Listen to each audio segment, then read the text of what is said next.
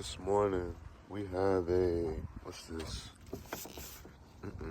2016, I'll wipe that off better in a second. 2016 Cruze 1.4 turbo.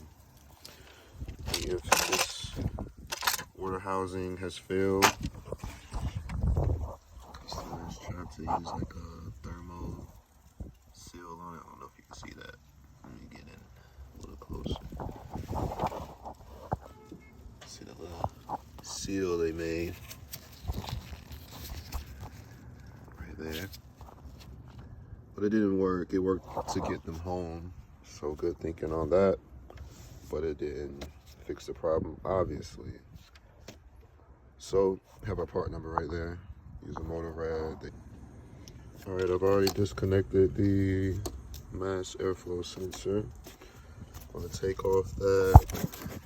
Looks like it's a 7 mils, since this is a Chevy GM, or use a flathead screwdriver.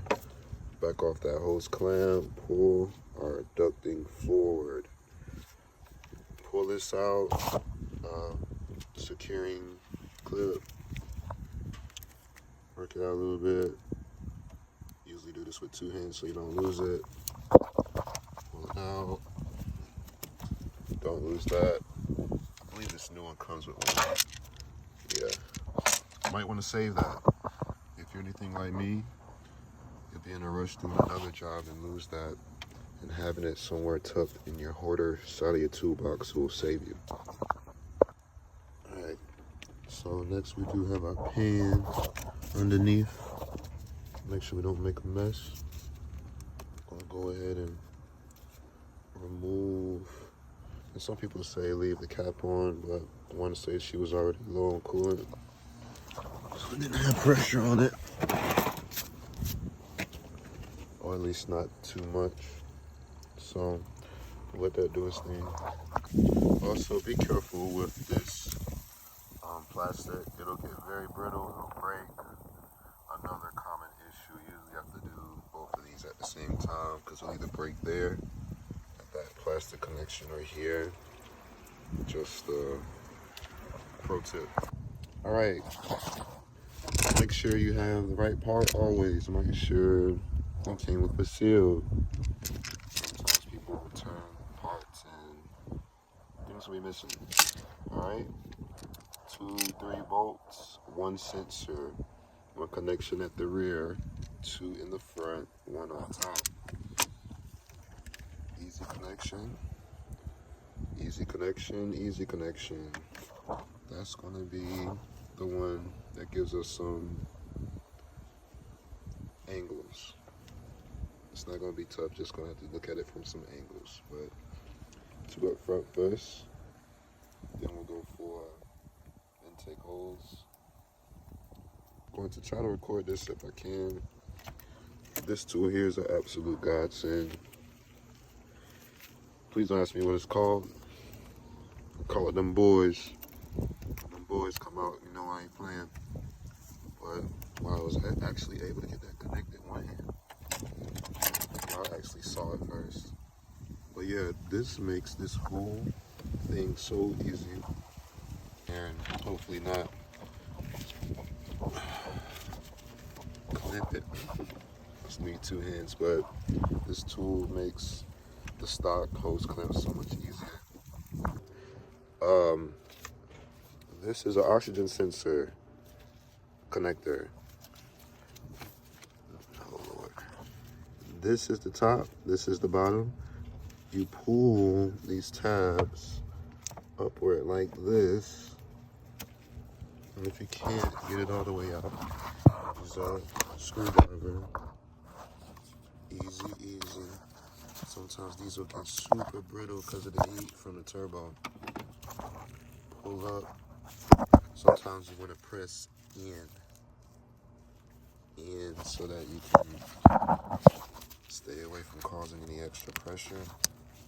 Turn it over ease. In theory. Okay, there it goes. Alright. You can leave thermostat. See the thermostat. What are you talking about? You can leave what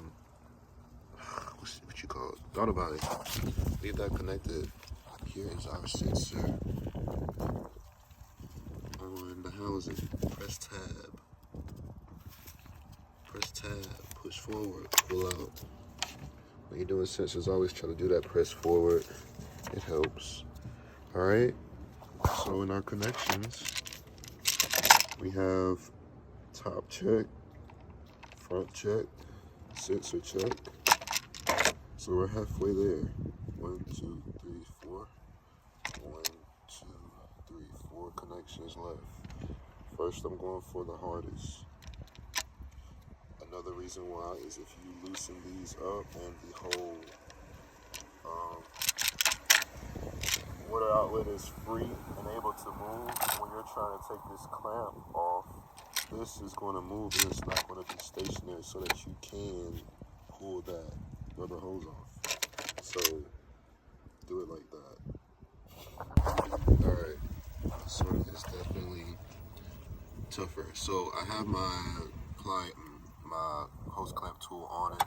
You don't have to remove this if you're okay with tight spaces. You can use a bungee and pull it up. Use a bungee and pull it up this way, or you can force it down past. I'm gonna just kind of push it aside, and what I'm gonna use is a pick to break my seal. When you're in a bind and you don't have or can't afford tools, because that used to be me, E-socket or inverted Torx. There we go. So if you don't have these types of sockets, you can use a 12-point socket and get it off. If you don't do it correctly and use good torque angles, you will round it off and make it hard. But if you do it correctly, you can use a 12-point socket. If you really want to do it correctly, well, not really want to do it correctly, if you really are in a bind, you can use a 6-point socket, and it will work. But you have to be, you got to know what you're doing. I do have these sockets, but just to show you that this can work, I'm gonna remove using this. Also, another suggestion or opinion of mine, if this is how this sits on the vehicle, it's sitting right here. Here's the old one, here's the new one. This is my top bolt. Easiest bolt. Second, toughest. I like getting the tough out the way first. I'm going for that first. That second. This last, so that as I back it out, I can just remove it. Rather than taking these two out first and this one holding tension, so actually it'll kind of bind itself as you remove that last one, just because of angles. I don't know if I explained that best, but it's easier when you can see things. If you can see it, it's easier. Thank goodness for electric ratchets. That's the third. She should come out. Wiggle, wiggle. Hello. Let's check out our failure. Let's clean the surface. Very, very, very, very, very important portion of the job. Cleaning off this surface. I will be using a razor blade. Maybe overkill, but you never can go wrong with razor blades when you have a surface that you can clean with a razor blade. A little brake clean for this just build up, and we'll set the new one in. All right, got my scrape tool for razor. Got a little wet corrosion on it. So I've already sprayed it with brake clean and wiped it down the towel, but just going in lightly with the razor blade. Come on, there we go. We don't want to dig into the metal surface because the razor will cut. But you can see it is getting a little bit of this, a little bit more of this gasket surface. And once I got both hands, it'll be much better. But just so you can see, it doesn't matter to run over this with, I want to say something abrasive, but you want to clean this off well. Look up repair instructions. Should have said that at the start of this video. Repair instructions are super important. I am a believer in them, and they help. Okay, our end result don't gotta be squeaky clean. Just another note, you don't want water trickling or coolant trickling out too much. This gasket, this rubber gasket, will create a seal if there is some water there, but you just don't want it crazy wet. If possible, it should seal, but you don't want to give anything a reason to fail. Try to get it as clean, dry as you can before you install. When you install, take your time, finger tighten first. Finger tighten first, finger tighten first, because you're bolting this into your engine. If you strip those threads, that's in the engine. So now you got a whole adventure that's going to be more fun than what you already have planned for. Alright, we have our fasteners installed. Check your manufacturer settings or repair instructions for your torque settings. I ain't getting into all that. We're going to reverse order. I like to get the hard stuff out of the way. Make it an easy way to the finish line if possible. Let's slide this on. I'm gonna need 2 hands. After I do that, we'll go for our sensor. Alright, have our hose clamp installed. Also, another tip, when you're doing hose clamps, don't be silly and put it on the other side so that someone can't do it the next time. Always make it accessible. You're saving yourself and the next man. Don't put this on the other side. It will be much harder than to have it on this side. Also, put it right side up and not upside down. I'd come to some stuff where they would have it on this side and upside down. So the only way you're going to get it off is to loosen it from the back side. Like, y'all gotta stop tripping. Okay, hose clamp is tight, fasteners are tight. One thing I do, everything I touch before I get too far, I think like, yo, whatever I touch, did I tighten it or I put it back how it's supposed to go? Touch rear hose, it's tight. 3 bolts is tight. So now I got 1, 2, 3, 4, and I'll be done with the coolant part. And I just gotta hook up my intake hose in. So let's start with our connector for our temperature sensor. I think this is a temperature sensor, don't quote me. I know it's some type of temperature sensor. Alright, next we're gonna go for our O2 sensor. Might need 2 hands. Or not. Slide it in. Alright, with these, as you push down, it'll pull it in. You can see, you just see it. You didn't really get a good look. But always make sure it's flush. Flush. Computer connectors are usually like this, so make sure you get them flush. Alright. Next, lower hose. Alright, we have our hoses back hooked up. Another key note, however these type hose clamps were before, wherever those little indentions in the hose clamp is, excuse me, let me back up. Wherever the indentions in the hose was for these clamps before you took them off, put it back just like that. If you don't, it could cause a leak. So,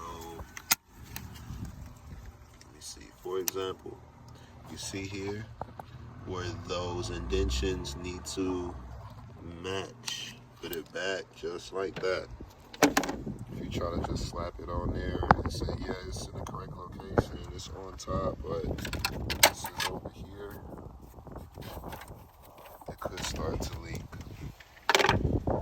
Best thing to do is to replace all clamps, but I did not include clamps in this job. Customer just wanted, the fix. That one was on the house to save me. To save the both of us, the customer and myself. So on the house, you got that one. These others, they look fine. They look fine. As long as you put them back how they should go. Alright, so want to comment on this intake, throttle body. Make sure you wipe it off, clean it out, any debris before you reconnect. Do not want an easy job to get hard. Alright, we have our intake hose back tightened down. Make sure you put it in a place to where it is easy. What am I doing? Easy for the next person to get to it. Also make sure you have it tightened down securely. I know this little motor ain't making too much power, but it is a turbo engine, so don't want a hose to blow off. Alright, this is the O-ring. It almost came out when I took off this the new insert. Make sure that O-ring is there. So right as I was putting the O-hose on, I realized I remember Chevy had a bad time with this braking. So I had to grab the new style. It comes with the gasket, the O-ring. So I'm gonna take a clip back out. Make sure you don't lose it. Remove this and the O-ring. You don't want a double gasket. It will leak. We'll insert this, make sure it's straight, press down. Then from the side, insert your clip. Make sure it's all the way, give a little tug up, push down. That's done. Fill it up with coolant, bleed. Done. Dr. J's, gone.